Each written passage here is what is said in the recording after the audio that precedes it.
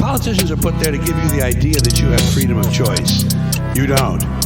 You have no choice. You have owners. I am the Rambling Madman. I have this feeling, man, because there's a handful of people actually run everything. That's true. It's provable. It's not I'm not a conspiracy nut.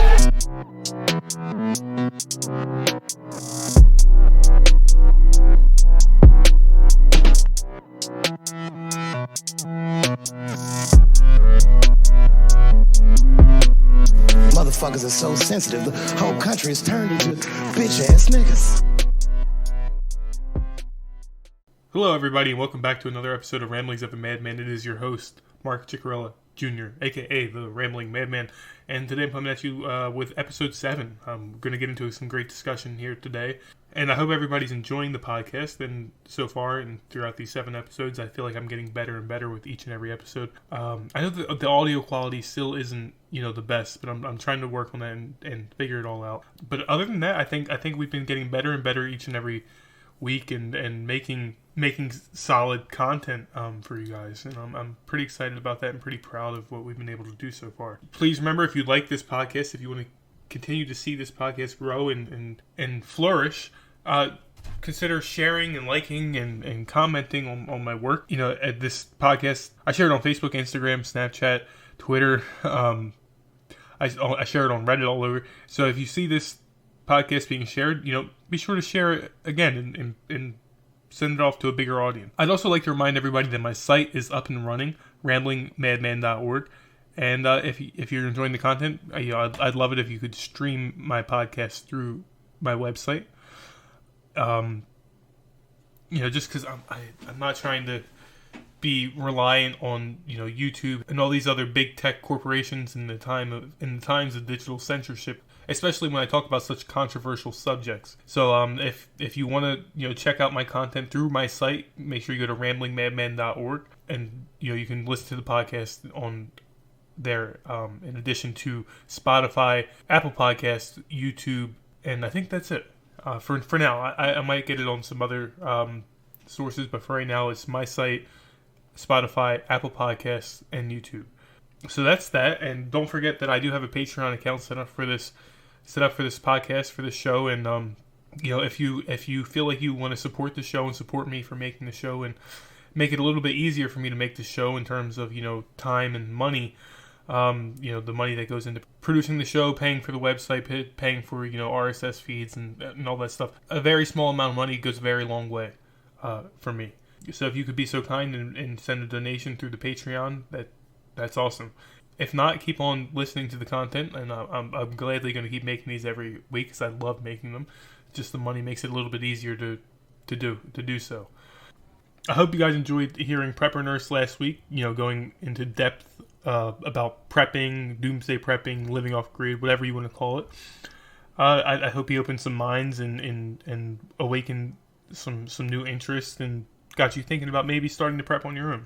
I thought he was a tremendous guest. I want to thank him again, for coming on the show. He didn't have to come on my show. I'm a very little podcast. I'm a very, very small podcast. And he didn't have to take time out of his busy schedule, with living off grid and producing all the YouTube content that he produces. He puts up videos like every single day. And so yeah, a big shout out to Prepper Nurse One again for coming on the show and supporting the little guys and helping the woke, quote unquote, woke community stay alive in times of digital censorship and censorship in general. We need all the help we can get to spread the word of truth. And speaking of truth, again, I want everybody to remember that the main goal of this podcast is to promote the freedom of ideas and the freedom of thought. Of course, freedom of speech as well, but more so the freedom of thought and the freedom of ideas. Because if you're not thinking about what you're saying, if you're not putting thought into everything that goes on around you, what good is your freedom of speech? I want you guys to really, really think about that, and just think about what good is your freedom of speech, is your right to free speech. What good is that right if you're not going to take advantage and think about the things that you're going to say? If you're not going to take advantage and think about all the information that is given to you. So again, yes, this podcast is here to promote freedom of speech, but also, more importantly, freedom of ideas and the freedom of thought. With the freedom of thought and freedom of ideas comes conversation. Conversation is an amazing thing. A conversation is an art form. It's a lost art form, especially amongst people my own age. And it's not just, conversation, it's socialization in general. I mean, we know, like, everybody my age is seemingly okay with being locked in your house for months on end for COVID. And not everybody, but for the most part, most people are. Or at least they are.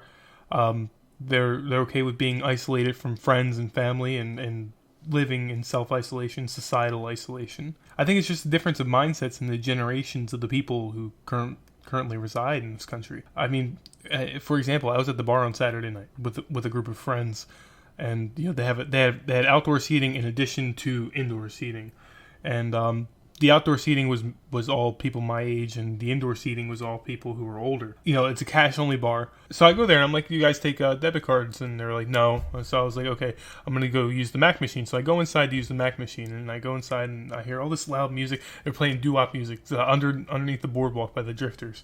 And, I walk closer to the ATM machine, and the room of the bar with the ATM machine was just filled with people who were like 55 or older, and they were just singing and dancing along to doo-wop songs and like having a great time. And so I get my money out of the ATM machine, and I go outside to the outdoor seating where my friends are and where everybody my age is, and it's like quiet as can be. I mean, there's music playing in the background, but everybody is just like huddled at their table on their phones scrolling. No one's really talking to each other.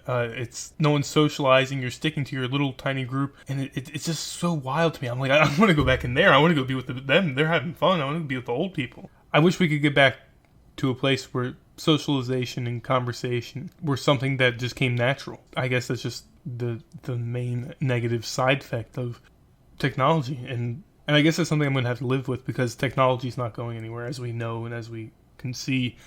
It's becoming a bigger and bigger part of our lives every single day. And I say this as I wear my fucking brand new Apple Watch, and I think about it all the time. Like, I really don't want to be wearing this Apple Watch. The main reason I got the Apple Watch was so I can track my fitness while I'm at the gym, and I guess I could have gotten a Fitbit, and now I'm kind of questioning myself as to why I didn't, but it's a cool piece of technology, and I'm not like glued to my phone like most people my age are. I'm not addicted to technology, and actually the Apple Watch kind of helps spend less time on your screen, especially when I'm at the gym, because I can just leave my phone in my car and listen to my music on my Apple Watch. So and in some ways it does kind of help, but I also don't like just having technology attached at my wrist, not at the hip but at the wrist, 24/7, and so it kind of freaks me out. I really wish society could get back to a point where conversation becomes normal, and talking about things and discussing and having discussions and civil arguments becomes normal. We've reached a point in our culture where you can't have a disagreement without it being like a life or death thing.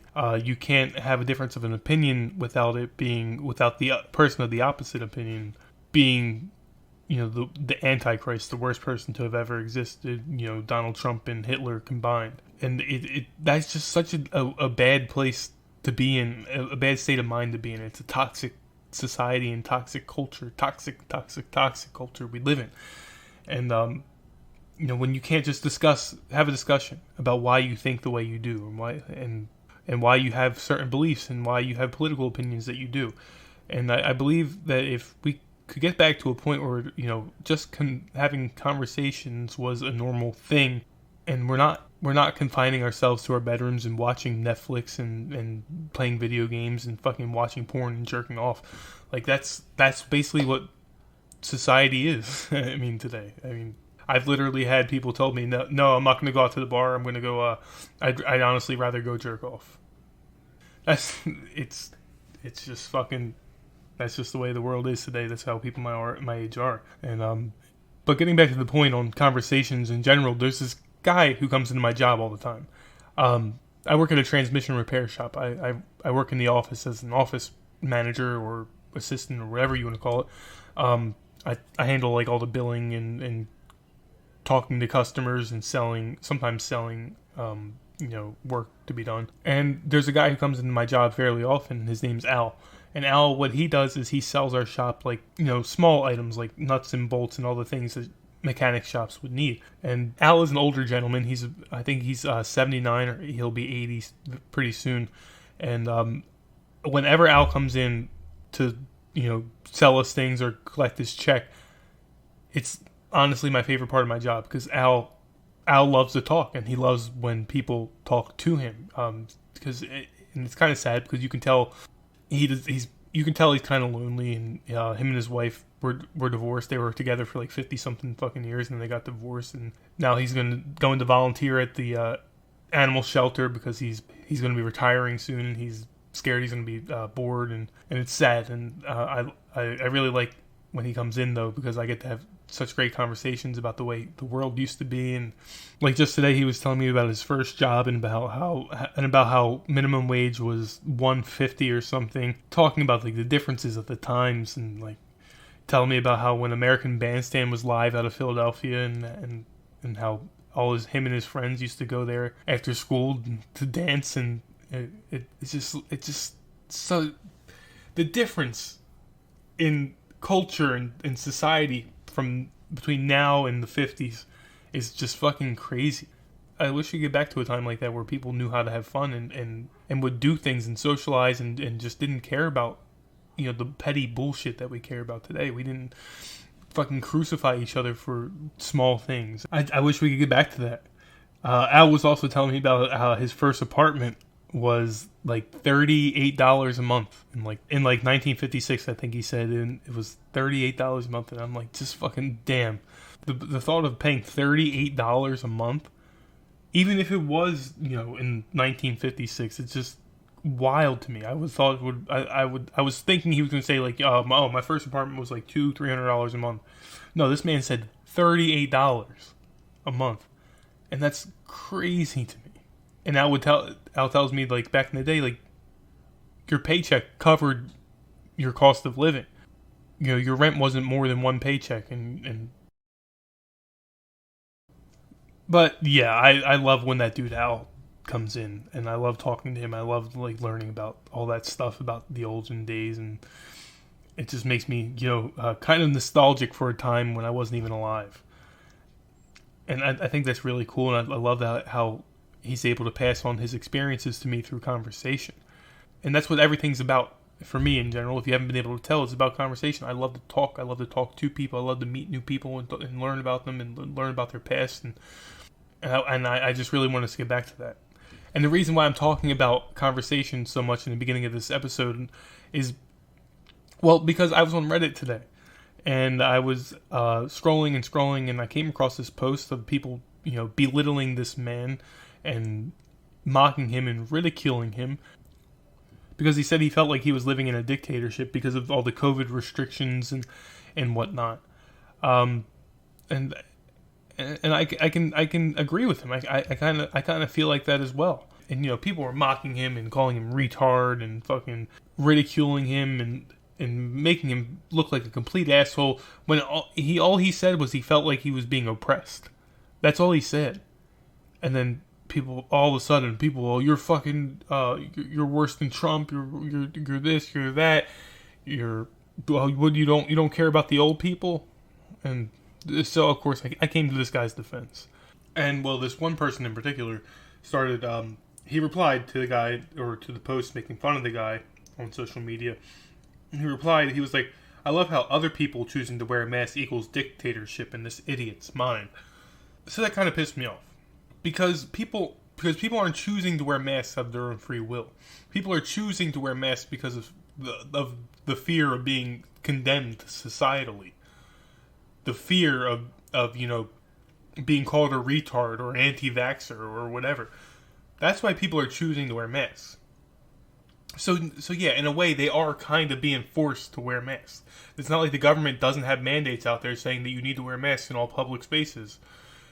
It's not like, I mean, I know this isn't Australia or New Zealand, but it's not like in Australia and New Zealand, the government isn't sending police officers into people's homes because they heard that they weren't wearing masks in public and arresting them. So this notion of the people who are for masks and wearing masks, this notion that they might be oppressive people and people who would support a dictator or a despot. It's not ungrounded. It's a very grounded argument. It's a very grounded argument. So basically what I did as I replied, and I said, well, in a nutshell, I said, are people choosing to wear masks, or are they being forced to wear masks? Are people choosing to live in societal isolation, social isolation, or are they being forced to do so? Are people choosing to lose their jobs and have the economy shut down over a virus that kills people who are in their 80s or who have underlying conditions? Or are they being forced to do that? To do so. And that's the difference. That's why people think it's a dictatorship. And that's why people feel like they live under a dictatorship and despotism. Because they're being forced. You don't have a choice. And of course I was, extremely verbally attacked on Reddit for saying such a thing. The Reddit community did not like that I said that. I was called many names. Somebody said that I and people who think like me should all be sterilized. I kindly pointed out to them, that's not like the best argument you should use when arguing with somebody who is saying that you and people like you are acting like dictators and oppressive. That you think everybody of the opposite political opinion should be sterilized or killed or have violence done against them. That is literally what dictators do, right? That is what people accuse Trump of doing, right? So I actually said that. I was like, you're literally acting like Trump. And it's just a sad world we live in. It's a sad state of affairs, the way the world is, and it drives me bonkers, honestly, to know that we can't have a difference of opinion. You cannot have a difference of opinion without being fucking crucified for it by the other side. There is no civil conversation, civil arguments. There is no agreeing to disagree and just going about your day and shaking hands and being friends. There is none of that anymore. It's either it's like I said, I've mentioned in many other episodes. It's your opinion is your identity now. Your political opinion is your identity. Your opinion on the virus is your identity. It's everything about you. And that's dangerous, man. That's really fucking dangerous. To live in a society where we can't talk. We can't speak. We can't speak our minds. We can't fucking question authority. We can't question the government. Or we can't question science. That's really what we can't question. We can't question fucking science. Science, I don't know if you've noticed, scientism is the new religion. You need to have complete and utter blind faith in scientists who are paid by the government and paid by agencies like the CDC and the United Nations and the World Health Organization. You need to have faith in these scientists who are paid buku dollars by these organizations and these governments and nations. You have to have blind faith in them, and you cannot question them, or otherwise, police will come into your homes in New Zealand and arrest you for not wearing a mask.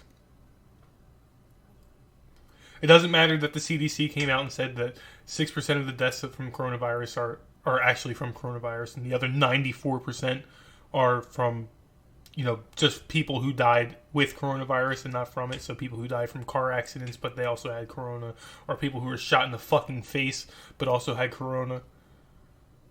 So yeah, scientism is the new religion, and that brings me in perfectly into, the point of today's episode, and the point of today's episode is actually. It's going to sound goofy, but the point of today's episode is actually, I want to ramble on a little bit about, the flat Earth, globe Earth, and even realm Earth argument or debate or whatever you want to call it. And just I know it sounds silly, right? The first time I ever listened to somebody talk about the flat Earth, I thought it sounded fucking silly. I know, but there's actually some honestly very good opinions out there. And especially when you take into account that you can't always trust science. You can't always trust the people who are getting paid to produce certain information and data, and even in this case, in the case of NASA, people who are getting paid take data and produce pictures. Okay, so to lead us into the whole flat Earth and globe Earth and realm Earth conversation here, I want to start by reading you a quote from the book 1984. They make every high school student in America read this book, and it's the granddaddy of all conspiracy books, if you will. And it is a book by George Orwell, a very dystopian book about a man living in a very, very oppressive nation with a very oppressive government, and it's the foundation for every woke or conspiracy theorist out there. But it's also required reading for every English class, so that should teach you something right there about conspiracy theorists and thinking, and just something to think about. So, and think about this in regards to flat Earth here. "What of the stars?" said O'Brien indifferently. "They are bits of fire a few kilometers away. We could reach them if we wanted to, or we could blot them out. The Earth is the center of the universe, and the sun and the stars go around it. For certain purposes, of course, that is not true. When we navigate the ocean or we predict an eclipse, we often find it convenient to assume that the Earth goes around the sun and that the stars are millions upon millions of kilometers away. But what of it? Do you suppose it is beyond us to produce a dual system of astronomy? The stars can be near or distant, according as we need them. Do you suppose our mathematicians are unequal to that? Have you forgotten doublethink?" I'm going to repeat that last line, that last two sentences there. "The stars can be near or distant, according as we need them. Do you suppose our mathematicians are unequal to that? Have you forgotten doublethink?" Okay, so the first thing to point out from that quote from 1984 is the word doublethink. If you're not familiar with the word doublethink, it is a word, I think, invented by George Orwell, the author of the book 1984. And doublethink is a term used to describe when somebody can simultaneously believe two contradicting beliefs. The best analogy I can give for doublethink is a political analogy, and it's like when you're arguing with somebody on Reddit about living in a oppressive country, or in a place where you're being oppressed and your rights are being held against you, and it's like you saying that you're living under a dictatorship, and then the people who have the opposite opinion of you, they go and say you're wrong, and you're wrong, and you're a bad person for believing so, and everybody who believes in that opinion that you have needs to be sterilized. Like somebody told me earlier, that's doublethink. When you tell somebody that they're not living in a dictatorship, but at the same time, you tell them that everybody who has their opinion needs to be sterilized. You see how those two things contradict each other, but you can still believe it?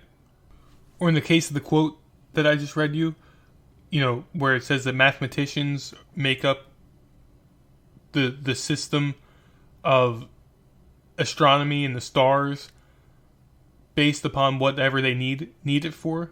So the astronomy and the stars can be, not that far away, and so almost so close that you could touch them, or they could also be millions and millions of kilometers away. And I know it's hard to understand. It's just, you just got to think about it for a little bit. Just sit there and ponder it. So now that you've heard that quote, and if you've already read 1984, kudos to you, because it's a book that every man, woman, and child should read at some point in their life. I've never seen the movie, so I can't tell you how the movie holds up compared to the book, but nonetheless, you should definitely read 1984 at least one point in your life. So going off of that, mathematicians and or AKA scientists can be used to produce data to fit an agenda, which is basically what that quote just said. I want to talk about this guy. He works for NASA, or worked for NASA. I don't remember if he's still employed with them, but this information that I'm about to read to you comes straightly from NASA's website, nasa.gov. And I guess I should say, one of my buddies made a suggestion to me. He said, since I'm talking about such, polarizing things and controversial topics, I should make a works cited for every episode that I put out. I think that's a good idea. Not because I feel like I need to defend my arguments or anything, but because I think because these things are so controversial and so hard to find information about, it would be a pretty cool idea for me to post, like a little post with every episode on my website. I'll post it on my website, and like basically you can just go and look at the post. It'll be like kind of like a blog post, and like I'll post links to all the information or most of the information that I'm talking about. So like for example, this nasa.gov/center/Goddard about/people/R Simmons. I'll put that link into a blog post, and along with a lot of other links. Like I'm going to link Stinky Cash YouTube channel, and he's somebody who really put out some thought-provoking ideas in regards to the flat Earth and science in general, and I think his channel's really cool. So I'll put his link to his channel, put the link to his channel in there as well, so you can check that out and get some ideas. Like I have gotten ideas in about flat Earth from Stinky Cash. So yeah, if whatever information I deem to be necessary for you guys to see, I'll put in there, and you guys can check it out for yourself. So without getting too far off topic, there, this is going to be in the works cited. So based on that quote that I just read you, which said that science is fallible and that scientists can be swayed to produce information that supports any argument, whether that argument be true or false. And so we're going to talk about this. We're going to talk about how every picture you've ever seen from NASA, every picture you've ever seen of planet Earth is not an actual photograph. It's a digital rendering. It's a CGI. It's a computer-generated image of Earth. And this is straight from NASA's website. This guy named Robert Simon. So they kind of interviewed him for like a Q&A to post on their website, a cute little Q&A. And I think this is from 2012. So they asked him, what do you do and what is most interesting about your role here at Goddard? How do you help support Goddard's mission? My role is to make imagery from Earth science's data. He makes pictures of Earth. He doesn't take pictures, he makes them. So my role is to make imagery from Earth science's data. I turn data into pictures. Again, he makes pictures. He doesn't take pictures. I look for new, interesting events that NASA satellites haven't seen or that are hidden in the latest data to find anything interesting that shows off NASA's unique capabilities. Finding things is the fun part. I rely on engineers and scientists to produce the data. Their reliable real-time stream of 1.7 terabytes a day is incredible. The same as producing 3,000 CDs a day. So basically, that whole thing right there says his job is to make pictures from data that is given to him by scientists. He takes that data, turns it into pictures based off of like new interesting events that scientists get from the data of their satellites. So then they go on to ask him, what is the coolest thing you've ever done as part of your job at Goddard? And he says, the last time anyone took a photograph from above low Earth orbit that showed an entire hemisphere was in 1972 during Apollo 17. What he just said is that the last time an actual picture of Earth was taken was 1972 during Apollo 17.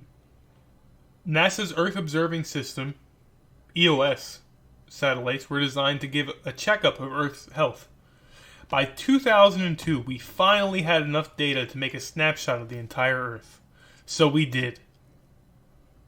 The hard part was creating a flat map of the Earth's surface with 4 months of satellite data. Redo Stockley, now at the Swiss Federal Office of Meteorology and Climatology, did much of this work. Then we wrapped the flat map around the ball.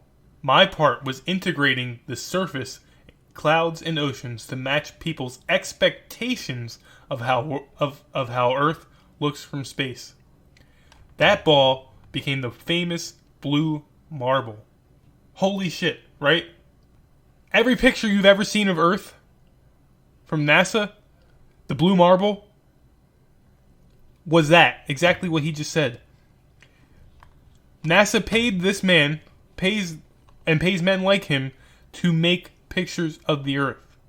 They don't take pictures. There's no actual photograph of the Earth that actually exists. So what they do is they pay him.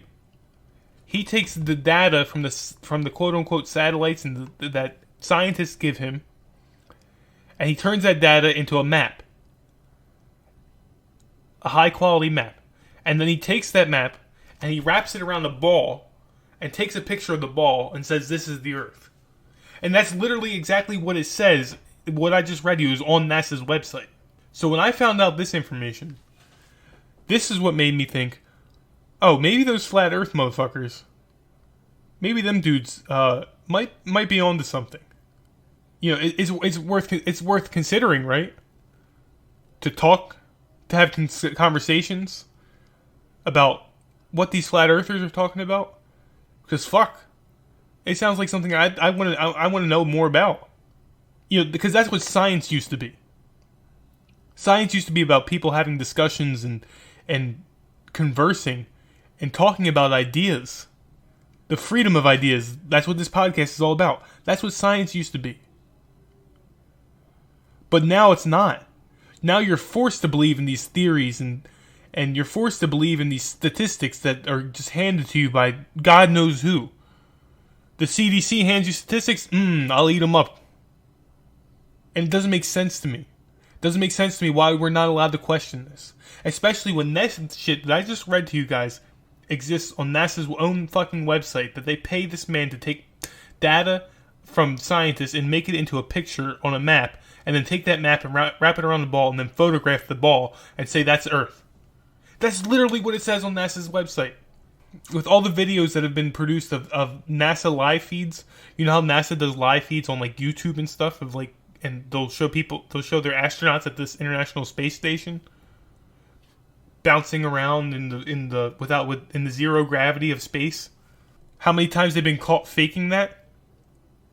And I'm going to try to link these videos to where they get caught faking it, because there's obvious fuckery going on in these videos where you can see that the people who are like floating around in the space shuttles in zero gravity, like they have strings attached to their back, and if you slow it down, you can actually see the strings. I'm gonna try to find these videos. I haven't seen them in a while, so it's gonna take some digging, but I'm gonna try to find them. I'm gonna try to dig them up. I'm gonna try to if I'm successful and I can find the videos, I'll link them in the page where I put the rest of the works cited that I'm going to be putting out there. So that's where I wanted to start. That's the starting point of Flat Earth right there. That's where I was like, all right, there's something going on here. Something doesn't fucking make sense. And it's a very, very, very big rabbit hole to fall into. And so at the time I was researching Flat Earth, which was a few years ago, I was kind of into some biblical shit. I'm not a Bible thumper. I don't really believe in the Bible at all anymore. There are some things in the Bible that make sense and in a spiritual sense, and that goes for every religious text. There's a lot of overlappings in almost every single religious text, and I like to believe in Gnosticism and Buddhism as well. They both make a lot of sense to me, and Gnosticism is like more rooted in Christianity, but it's also like extremely similar to Buddhism in the way that they see the world and the universe and reincarnation and stuff like that. So yeah, the point of me getting into that was to say that when I was beginning the Flat Earth research, which was a few years ago, I was kind of into the Bible at the time, and after seeing these videos of the spaceships being, or the astronauts in the spaceships at zero gravity and then being caught like having strings attached to them and shit like that, or them being caught like putting objects in the air to float around them and show it off in space, and then like something fucking fucks up with the camera and like all the objects disappear, and it was obviously like CGI, the objects that were floating, so they weren't actually floating in space. So one of the biggest points for me in regards to the Flat Earth, out after I like saw that shit about the blue marble and how there's never ever been a photograph taken of Earth, was the fact that, you know, in the Bible it says that there's basically what the Bible says is that there's a dome around the Earth. In the Bible they call it the firmament, and God created the firmament to separate, you know, the Earth from the heavens. And I was like, oh shit. So that it would be like, you know, the Earth is flat, but then there's a dome around it, so it's like a kind of like a half sphere, right, or a hemisphere. I was like, that's pretty cool. That's a pretty cool way to think of it. And then it kind of makes sense, you know, with the videos that I was seeing of them like not being able to float in space without being suspended on cords and shit, and the objects that they were displaying that were floating in space. That were just floating, but they just disappeared because the camera fucked up and the CGI went away, so they actually weren't in space and actually weren't at zero gravity. So it would make sense if, you know, we actually had never been to space. I mean, everybody's heard about, you know, the fake moon landing. I mean, is that even a conspiracy theory anymore? Do people still believe we went to the moon? I mean, I always thought that was a pretty commonly accepted conspiracy theory. And then it makes you wonder, like, maybe we didn't go to the moon. Maybe there actually is, like, this fucking dome around the Earth. And it's not even just, you know, biblical beliefs that support the flat Earth and the dome Earth. I mean, societies going back to, like, ancient times. I mean, every Abrahamic religion supports the firmament and the flat Earth.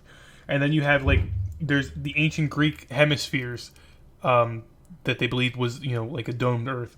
Then you have there's certain Native American tribes that believed in dome Earth. There's even some Native American tribes that believe that we live on the back of a giant turtle. That's called the Great Turtle Myth. I believe it might have been the Lenape or the Iroquois who had the turtle myth creation story, and that, I think that's a fucking awesome story. So, you know, there's Persian cultures, Japanese cultures that believed in some type of firmament, Indian cultures, Norse cultures, you know, Viking cultures, Roman, Egyptian. The Masons believe in a domed Earth. There really is a lot more out there than we are being told, and I think that's a lot of where it comes from. You know, this belief in science is so that we have this belief that everything is meaningless. But yeah, it's a bit, you know, like astounding to put it lightly. It's a bit astounding, you know, how many ancient cultures and societies and religions, you know, all had this same idea of like this flat Earth with a dome around it, and you know, there's even maps of the flat Earth from like ancient times. You know, I'll see what maps I can find and to link to the works cited, and I'll post them there so you guys can enjoy them and get them in as well. Oh, and I'm also going to link to a channel called Flat Earth Brothers. I believe that's what it was called. I haven't seen their videos in a while, and to be fair, they are very biblical videos. It's basically two brothers from down south who have a YouTube channel. One of them is a teacher, and they believe staunchly in the flat Earth, and you know, they do use a lot of biblical evidence to support their claims, but they also do like some experiments to like actual scientific experiments to prove flat Earth.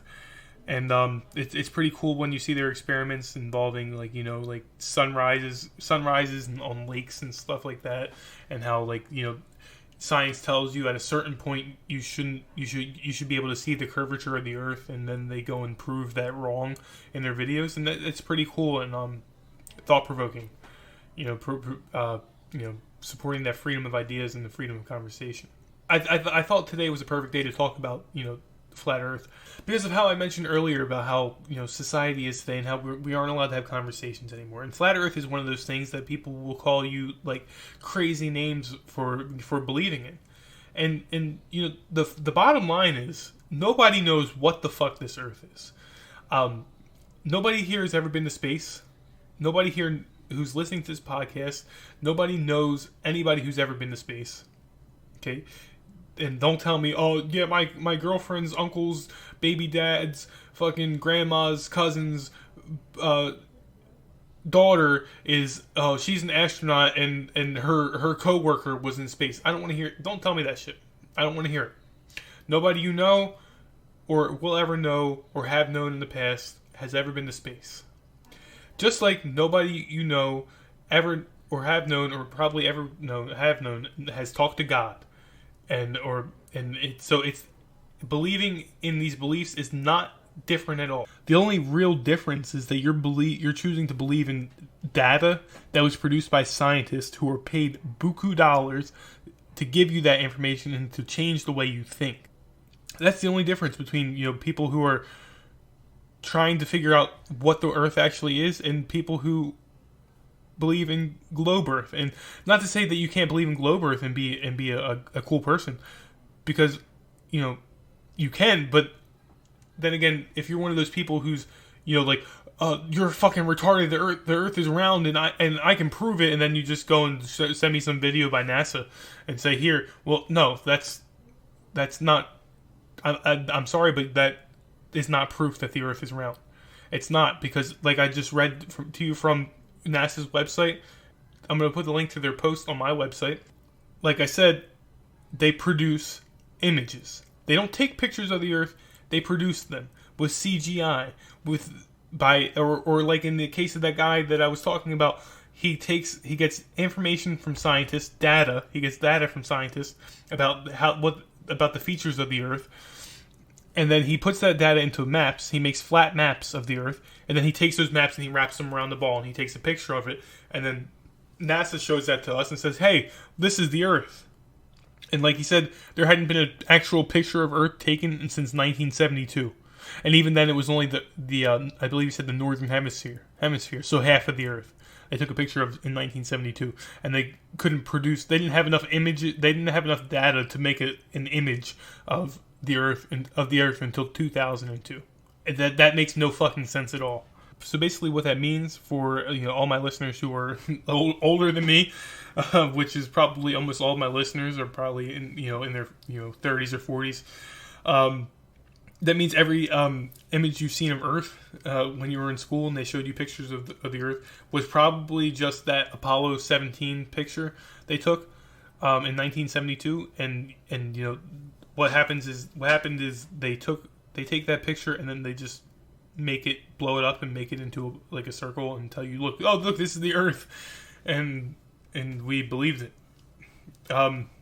So having spoken about the firmament, there's also like crazy videos out there that show like people sending up rockets, or not like SpaceX rockets, like $1 million rockets, but rockets that are like that they make, and then they'll shoot them up with cameras on them, and then you'll see like they'll put the camera on and record as the rocket's going into the air, and then at a certain point the rocket just goes like doom, and it hits something, then it starts spiraling back down towards Earth. I'm going to try to link those videos in the works cited as well. I can't make any promises that I'm going to find them all, but I'm hoping I'll be able to find at least one or two or a few of them and show you. And also, has anybody ever noticed when they show like Elon Musk, if he launches a SpaceX rocket, it goes into the sky, and then you see like this trail coming out from behind it, and it kind of looks like a ripple effect, looks like something that's dragging through water.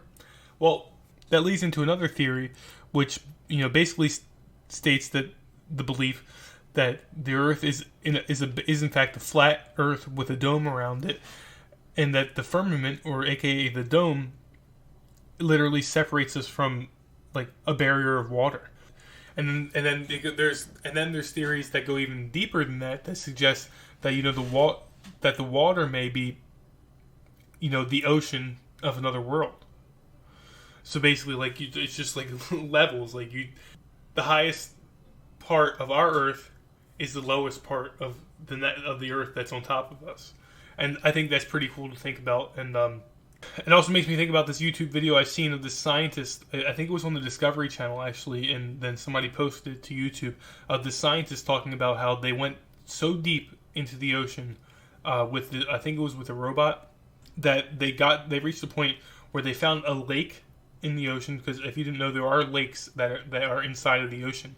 and they went to go like enter the lake, I think with the robot or whatever it was that they had, and so basically they just like bounced off the bottom, like it was kind of like a solid, or not necessarily a solid, but like some kind of burnt barrier preventing them from going further. And I think that's really cool, and I can try to link that to my I mean, in my mind, it would make sense if there was just like a big ass sea up there. I mean, why else would the sky be blue? Can anybody really tell me why the sky is blue? And so it's something to think about. It's an idea. It's a conversation. Like I said, I don't believe you can tell anybody that they're wrong for believing in this stuff, because you don't know. You literally know nothing. We all know nothing in comparison to what this universe is and how big it is. So yeah, we really do know nothing. We are so small in terms of, we are so small in comparison to the available knowledge that's out there, and you just have to go out there and find it, and that's pretty much as simple as I can make it. Is you have to go out there and find the information. You're doing yourself a disservice if you're just going to sit there and believe everything that the government tells you, and you owe it to yourself to do some research into these topics. So another big thing that flat earthers like to talk about is the ice wall in Antarctica, and basically the belief that a lot of flat earthers have is that there is an ice wall in Antarctica that you can go to. Well, you can go to it, but it's guarded by the military for some reason that nobody knows. All these different countries have bases in Antarctica, and around the ice wall. And when I say an ice wall, I want you to picture Game of Thrones. The big ass ice wall that was in Game of Thrones, that's what it is. It's a big ass ice wall. Monolithic wall. Mammoth wall. The wall is about, I guess, 100 to 200 feet high, and some people believe that the wall encompasses all other continents. So Antarctica is basically just a big barrier, a big circle, and inside of the circle is the rest of the world. And it's actually a pretty convincing argument, I'm not going to lie. It's once you start to look at the pictures of the wall, and then you couple that with the fact that the UN has a treaty, Antarctica is under constant military, watch, and everything's secret, and all these different militaries that are there.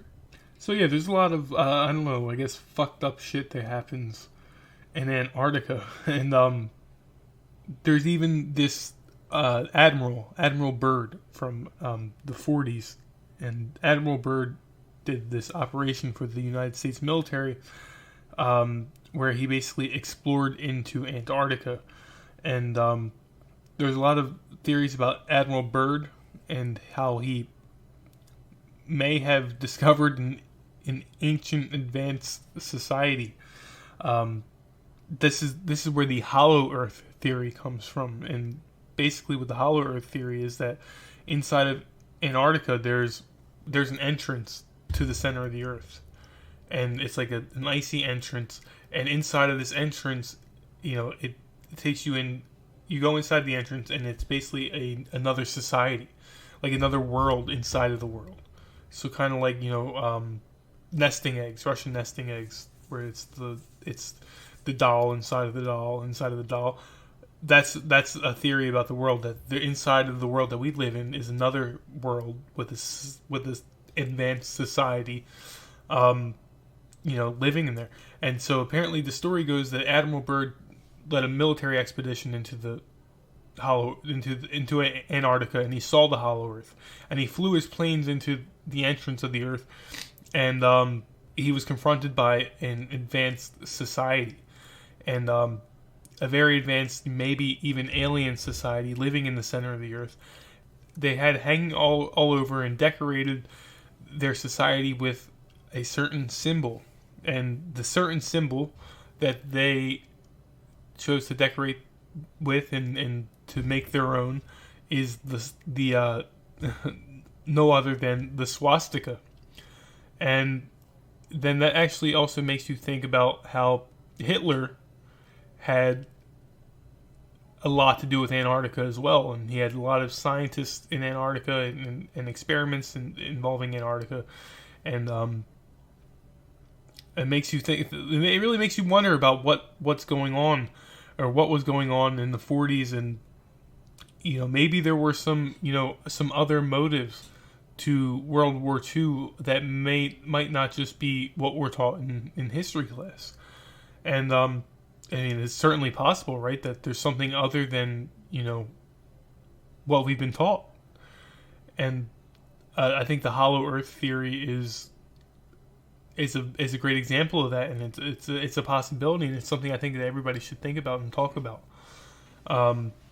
That's the hollow earth, and a little bit about Antarctica and all that, and Admiral Byrd. I'm going to link some videos to Admiral Byrd in the more excited for this episode as well, because Admiral Byrd is a pretty cool story, and if I can find the video of him talking on, I think it was CBS back in the 40s or the early 50s, he was talking about his exploration into Antarctica, and that was pretty cool. And so yeah, I'll try to link that for you guys. And I guess the last thing I want to talk about in today's episode is Realm Earth. And Realm Earth is pretty self-explanatory. Realm Earth is a spiritual belief, I would say. And it's the belief that Earth is literally just a realm. What you see is what it is. And what it is basically just a temporary plane of existence, right? So it's all about the planes of existence. And so you have the Earth realm, and this is where your consciousness is at the moment. And you're experiencing life in the Earth realm, and you're going about your life. And after the Earth realm, you have the spirit realm. The spirit realm can be lots of different things depending on what belief system you partake in. I think the Realm Earth theory is what makes the most sense to me. I would say the Realm Earth mixed with the flat Earth, because I really do believe this is all a temporary plane of existence. This isn't necessarily a physical place, but this is just where our consciousness resides at the moment. And our physical bodies will pass on and will disintegrate back into this physical realm, and our spirits will go elsewhere. And mainly, I think it's important to realize that a lot of these conspiracy theories can kind of be backed up by science in a way. Because, it would make sense that your spiritual self would go elsewhere, right? Because science itself tells you that you cannot destroy matter. Matter cannot neither be destroyed nor created. So, your energy, your soul, it can't be destroyed. That's energy. You can't destroy energy, if that makes sense. Your physical body never gets destroyed because it returns to the earth and gives itself back to the earth. And so why would your spiritual body be any different in terms of moving on to something different? Our physical bodies move on away from us and get returned to the earth and all that. And so maybe our spiritual selves moves on and goes on to different things, and whatever those different things are, it depends on what you believe those different things might be. My personal belief is that we live in this realm, we live in this physical realm, or we live in this plane of existence, this realm, and it's up to us to become enlightened, as the Buddhists believe. And once we become enlightened, you transcend and you enter a higher plane of existence with a newfound meaning and a new understanding and a new knowledge of life and existence in general. I think that's really cool, and I think the Gnostic belief and the Buddhist belief that if you don't reach this enlightenment, if you don't get the hidden knowledge, that your spirit gets returned into this realm. I think that makes a lot of sense. I think that makes a whole lot of sense, and it's just something that really clicked with me when I started reading into it. You know, that this could be just some kind of test, and that if you don't pass the test, you keep taking it until you do pass it. And you know, I guess it's a damn shame some people might not ever pass it, but it's something to think about. It's really, really, really something to think about, and you know, keep thinking. And along with this spirituality, I guess before I wrap things up here, I should talk about my experience. I actually had my first experience meditating over this past weekend. I'm recording this on Monday the 8th, and so I meditated twice over the weekend. Once on Saturday the 6th, and once on Sunday the 7th. And so my first experience with meditating is I had just gotten home from the gym. It was a crazy good workout, and I had showered, and I got out of the shower, and I realized that nobody was home. I was home alone, and it was the perfect time to try meditating, because I've always wanted to try meditating to help with my anxiety, because I have at times severe existential anxiety, and I can't stop thinking about what happens after death, and you know, what if I'm wrong, and what if these beliefs that I have in Gnosticism are wrong, and I'm going to hell, and even I don't even believe in hell, but I still get terribly afraid of it sometimes. So, and it's sometimes it's the saying that it's a very bad anxiety is an understatement. Sometimes it's crippling, and a lot of times it happens when I smoke pot. I'll have these thoughts, and I can just feel the thoughts coming into my head, and like I can feel like pressure on my pineal gland or pineal gland or whatever you want to say, the gland that's in the middle of your forehead where your third eye is. I always get, whenever I have this anxiety, I have a lot of pressure there, and I started thinking about death, and so anyway, I meditated on Saturday and Sunday. I've been having severe existential anxiety, and sometimes it's crippling, and so I decided to try meditating, since it's something I've been wanting to try, and a few people have told me, you know, to try it out, and you know, it might help you, and so I did just that. I got into my bed. I sat Indian style on my mattress. I was in my boxers, and that's it. And I sat Indian style, and I put on some Native American meditation music on my phone, and I took my Apple Watch off, and I put it on my nightstand, and I put my phone on my nightstand and played the music on my phone. And I for some reason I had this feeling that I shouldn't have all my technology connected to my body while trying to, you know, contact, you know, this higher level of living, and or a step closer to enlightenment. So I took all my technology off my body, and I sat on my bed, and I played the Native American meditation music, and you know, I was sitting Indian style, and I was just focusing on my breathing, in and out, deep breaths in and out. And after a minute or two, I got the urge to cover myself with a blanket, and I wanted it. It felt like I needed it to be dark and warm, and so I covered myself with a blanket, and then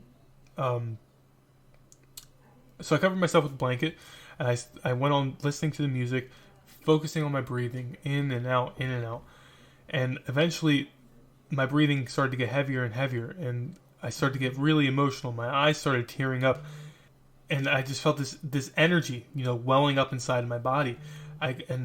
It was extremely intense, and it was like this energy just building up, and I could feel it in my chest and throughout my entire body, and I kind of like hugged my knees, you know, almost like a fetal position, and then it kept getting intense, and if I could feel it, and right in my head, in the center of my forehead where the pineal gland is, I could feel it, and then a moment later, it just like faded away. It like instantly faded away, and it was like whoosh, and like it felt like all the negative energy, the pent up anxiety, the existential dread that was inside my body just fucking exited. And I was like, what the fuck just happened? And I felt tremendous ever since. So that's what my experiences was on Saturday. It kind of felt like a rebirth, and I thought, and looking back on it, it's weird that I had this, urge to cover myself in a blanket and be completely dark and warm and cozy, and then, as I got close to the end of my my meditation, as I felt this energy building up my body, I had this urge to get in the fetal position, and then I came away with it feeling like a new person, like reborn, and the existential anxiety went away, and it's almost like it was a real rebirth in a way. And then I meditated again the next morning, and this time I did something a little bit different. Instead of listening to Native American meditation music, I decided to listen to a guided meditation on YouTube. And basically, what a guided meditation is, I don't know if you're familiar with The Doors, but Jim Morrison, he has some spiritual guidance tracks for The Doors, where he basically acts as a shaman for people on hallucinogens or psychedelics, and that's almost what this video was on YouTube, except it wasn't for people on psychedelics. It was just for people trying to meditate, and it's a nice soothing lady who talks you through your meditation and helps you with your breathing, and then she kind of guides you on your meditation journey, and I could almost feel myself start to slip away, and astral project. And if you're not familiar with astral projection is when it's a spiritual term for when you're meditating and you slip away into the spirit world. It's almost like lucid dreaming. If you're familiar with lucid dreaming is when you're dreaming, but you're in control of your dreams, and you can make choices, and you're aware that you're dreaming, and that's what astral projection is. But your mind is awake, but your body is asleep. You're meditating, and you enter a spirit world. And I could almost feel myself slip away into the spirit world. And the lady calls it in the video, she calls it the Akashic Records, which is basically what the Akashic Records is for people who believe in rebirth and reincarnation, is basically a library that contains all the information about all your past lives. And it's very interesting information, and I'd like to get a guest on to talk about the Akashic Records, and I think that would be a pretty cool episode. But anyway, nonetheless, I tried meditating for the first time over the weekend. I did it twice, and it's an amazing thing. I really came away feeling helped, and so much of my stress and anxiety has been relieved, and I'm able to enjoy my day now, and it's something I haven't been able to do for a long time. So I really recommend that if you're going through similar things with anxiety or existential dread or stress, that you try meditating. Look into what I did and take my advice and try it out and see if it works for you. It might not work for you, but it worked for me, and I'd love for it to help other people. So that's about it for today. I hope you enjoyed this episode on flat Earth and round Earth, and realm Earth and hollow Earth, and I hope it sets up a conversation for people, and it shows you that it's okay to have these ideas and question these ideas, and it's okay to to ask questions in general, and to go against the grain, and not just sit there and obey and be obedient and conform to whatever it is you're told in school or wherever you may be told it. And that's the big takeaway from this. And just remember all those things, the fallacies I pointed out with NASA. So I guess it's time to wrap it up. And the first thing I want to point out is, if you are a fan of the podcast and you're enjoying these episodes that I'm putting out, I'm putting in a lot of effort into these episodes lately. I'm putting in some cash, some effort, a lot of time. If you're enjoying these episodes, please like my posts on Facebook and Twitter, and share my posts. Send this podcast to whomever you think might enjoy it. It really means a lot. Sharing it you people who are listening, sharing this podcast means the world to me.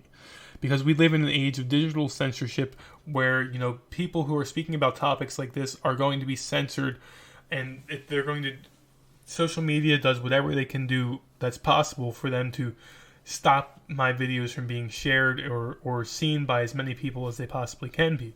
So that kind of makes it hard to start new content and be a pretty new podcaster and start from the ground up, because the ideas that you're talking about are censored, so you're not going to be able to grow as fast, and you're not going to be recommended to people in recommendations for videos and shit. So without rambling on too much about censorship again, just please, if you're enjoying this, please send it to your friends, send it to your grandma, send it to your wife, your mom, your son, your daughter, your father, your sister, whoever you think might enjoy this video, send it to them. Share it on Facebook, share it on Twitter, on Snapchat, Instagram, wherever you want to share it at, share it. And sharing it is the biggest support that you can give me. Please leave a comment. If you're on YouTube, leave a comment. If you want to reach me, you can reach me by emailing ramblingpodcast2021@gmail.com. And feel free to leave tips, comments, questions, concerns you might have about the show. If you're interested in being a guest on the show, you can certainly email me there, and we'll be in touch. And I would love to have more guests on the show. I'm actually in touch with a few people from other podcasts to be on my show. I'm excited for that. I'm finally getting, some I guess notoriety, or maybe it's just that I'm willing to reach out and grow, and I'm forcing myself to grow as a podcaster, and maybe it's a little bit of both. So yeah, I have some exciting guests hopefully coming up, and I might be actually making an appearance on a different podcast, a pretty popular podcast. So that's exciting. And like I said, I do have a Patreon account for this show. If you're enjoying the content and you like the content and you feel as though you want to support the show, please feel free to make a donation. Every cent matters to me, as it's not free to make this podcast, and your money goes a long way in helping, with the effort that I put into it, the time that I put into it, and the money that I put into it. So if you're liking the show, you feel free to drop a donation in the Patreon. Please like and share. And remember, I don't want people going to YouTube. If you have to go to YouTube, by all means go to YouTube to check this stuff out. But I prefer if you go to my site, ramblingmadman.org, or go to Apple Podcasts or Spotify to listen to this first. And but again, if you need to listen to it on YouTube, by all means go ahead, make sure you like it and share it. I want to thank you guys for listening today and being part of that movement for the freedom of ideas and the freedom of thought and the freedom of independent thinking and open-mindedness. And you guys are the best, honestly. With you supporting me, we can become the revolution. We can become the resistance. We are the resistance. I'm the resistance. You are the resistance. We are the resistance. And keep on keeping on. Keep on resisting. Remember that we are all gods out here, and have a wonderful day.